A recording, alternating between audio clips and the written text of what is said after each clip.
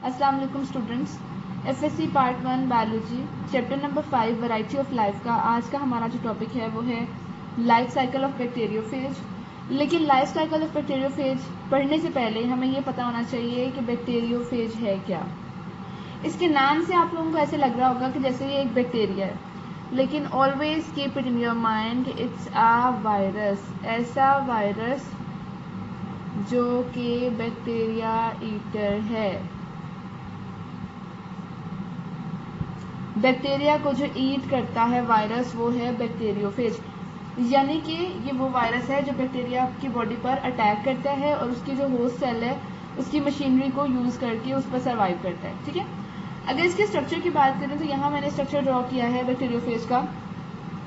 तो आप यहाँ देख सकते हैं कि इसकी जो बॉडी है ना, बैक्टीरियोफेज जो है वायरस, इसकी जो बॉडी है वो बेसिकली टू पार्ट्स पे कंसिस्ट करती है। जो अपर पार्ट है इसे कहते हैं हेड पोर्शन, जो लोअर पार्ट है इसे कहते हैं टेल पोर्शन। सबसे पहले अगर हम हेड की बात करें, जैसे हमने बात की थी जो वायरसेस हैं उनका जो सबसे आउटर कवरिंग होती है, अगर तो वो इन्वेलप वायरस है तो उसके बाहर इन्वेलप होगा, अगर नॉन इन्वेलप वायरस है तो उसके बाहर इन्वेलप नहीं होगा। लेकिन जो उसकी आउटर कवरिंग होती है वो प्रोटीन से बनी होती है, जिसे हम कहते हैं कैप्सिड। ठीक है, ये है कैप्सिड। अब आपको पता है जो वायरसेस हैं मतलब बहुत सारे शेप्स के होते हैं, हमने ये पढ़ा भी था। लेकिन अगर हम बैक्टीरियोफेज की स्पेसिफिकली बात करें तो हम ये कहते हैं कि ये जो है कुछ इनकी शेप्स होती हैं पिरामिडल, कुछ होते हैं हेक्सागोनल, कुछ होते हैं प्रिज्म शेप, मतलब ये डिफरेंट शेप्स इनकी होती हैं। ठीक है, जैसे कि आप ये हेड देख सकते हैं, इसका ये बेसिकली पिरामिडल भी शो कर रहा है, हेक्सागोनल शेप भी शो कर रहा है। अगर इसको ऐसे इस देखें तो ये प्रिज्म भी शो कर रहा है, यहाँ से देखें ऐसे प्रिज्म शेप भी शो कर रहा है। तो ये जो हेड होता है हमने पढ़ा था कि इस हेड के अंदर एक जो है वो जीनोम होता है, न्यूक्लिक एसिड होता है। ठीक है, बैक्टीरियोफेज के केस में यहाँ पर होता है इसके अंदर डीएनए, कैप्सिड को इनक्लोज किया होता है डीएनए ने। ठीक है, अगला जो इसका पार्ट है वो है टेल। ठीक है, टेल की जब हम बात करते हैं तो हम ये कहते हैं कि ये जो सारा पार्ट है इसे कहते हैं शीट। ठीक है, शीट का जो इनर कोर है वो बना हुआ होता है प्रोटीन से। इनर कोर भी प्रोटीन से बना होता है, आउटर कोर भी प्रोटीन से बना होता है। लेकिन इनर कोर की जो प्रोटीन है वो आउटर कोर की प्रोटीन से डिफरेंट होती है, यानी ये कोई और प्रोटीन है, जो इसकी आउटर कवरिंग की प्रोटीन है वो कोई और प्रोटीन है। ठीक है, अब ये जो शीट है इसकी एक साइड पे होता है कॉलर, ये जिसको मैं रेड कलर से कलर कर रही हूँ, ये है इसका कॉलर। हेड के बाद जो शुरू होता है एरिया वो है कि यहाँ से कॉलर से शुरू होता है। ठीक है, उसके एक साइड पे शीट के कॉलर है, दूसरी साइड पे शीट के क्या है बेस प्लेट या इसको एंड प्लेट भी कहते हैं। ठीक है, जो एंड प्लेट होती है इसके साथ 6 टेल फाइबर्स अटैच होते हैं। ये देखें 1 2 3 4 5 और 6, ये 6 टेल फाइबर्स से अटैच होते हैं। ठीक है, ये जो टेल फाइबर्स हैं ये जो है जब भी किसी बैक्टीरिया, जो बैक्टीरियोफेज वायरस है, जब भी ये किसी जाकर बैक्टीरिया पर अटैक करता है तो ये टेल फाइबर्स जो है ये साइट ऑफ अटैचमेंट के तौर पे काम करते हैं, यानी सबसे पहले जो बैक्टीरिया के सरफेस पे जाकर अटैच होगा पार्ट वो ये टेल होगी।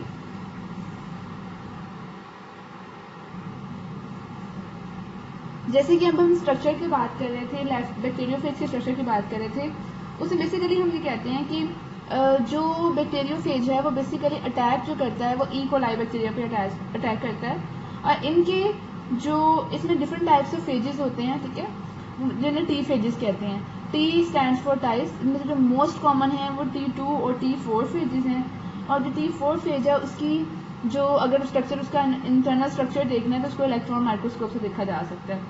अब अगर हम बात करें वॉल्यूम की तो हम कहते हैं वॉल्यूम जो है फेज का वो 1/1000 होता है होस्ट बैक्टीरिया के, यानी कि अगर 1 पार्ट हम वायरस का लें तो 1000 पार्ट बैक्टीरिया के, मतलब इतना डिफरेंस होता है स्ट्रक्चर का। जो बैक्टीरियोफेज का हेड है या उसकी जो स्ट्रक्चर है वो होता है टेडपोल लाइक। अब अगर हम बात करें, अब जो हमारा मेन टॉपिक है हम उसकी तरफ आते हैं, that is life cycle of bacteriophage. ठीक है, अब हम कहते हैं जो बैक्टीरियोफेज है ना वो रेप्लिकेट करता है हमेशा only inside the host bacterial cell. ऐसे ही बाहर कोई वायरस पड़ा, मैंने आपको बताया था, वैसे ग्रो नहीं कर सकता। जो फेज वायरस है वो 2 टाइप्स ऑफ साइकिल शो करता है। First is lytic cycle and second is lysogenic cycle. जब ये हम पढ़ लेंगे उसके बाद हम पढ़ेंगे लाइसोजेनिक साइकिल। लिटिक साइकिल को अंडरस्टैंड करने के लिए ये एक बड़ा जबरदस्त सा कॉन्सेप्ट है कि इसे हम कहते हैं कि ये मास्टर स्लेव रिलेशन शो करता है। मास्टर स्लेव रिलेशन क्या होता है? स्लेव किसे कहते हैं? गुलाम को कहते हैं। मास्टर कौन होता है? जो बॉसी होता है, जो रूल करता है। ठीक है, अब हम ये कहते हैं कि इस केस में जो लाइफ साइकिल ऑफ बैक्टीरियोफेज की अगर हम बात करने लगे इसके लिटिक साइकिल की, इसमें हम कहते हैं जो मास्टर होता है वो होता है वायरस और जो स्लेव होता है वो बैक्टीरिया। ऑल दो अटैक किसने करना है? अटैक वायरस ने बैक्टीरिया पे करना है, यानी बैक्टीरियोफेज ने बैक्टीरिया पे यानी इकोलाई पे अटैक करना है। ये जो लिटिक साइकिल है ये क्या करता है? ये होस्ट बैक्टीरियल होस्ट सेल में लाइसिस कॉज कराता है बैक्टीरिया की। ठीक है, बैक्टीरिया की लाइसिस यानी बैक्टीरिया को फटने में हेल्प आउट करता है। इसको लिटिक साइकिल को जो है हम लिटिक फेज या विरुलेंट फेज भी कहते हैं। यहाँ हम डिस्कस करते हैं कि लिटिक साइकिल को कितने स्टेप्स में डिवाइड किया जाता है। इसका साइकिल भी हम पढ़ेंगे, उससे पहले हम बेसिक स्टेप्स पढ़ते हैं कि जिनके जरिए हम इसको अंडरस्टैंड कर सकते हैं। ठीक है, सबसे पहला जो ये स्टेप है इसे कहते हैं लैंडिंग।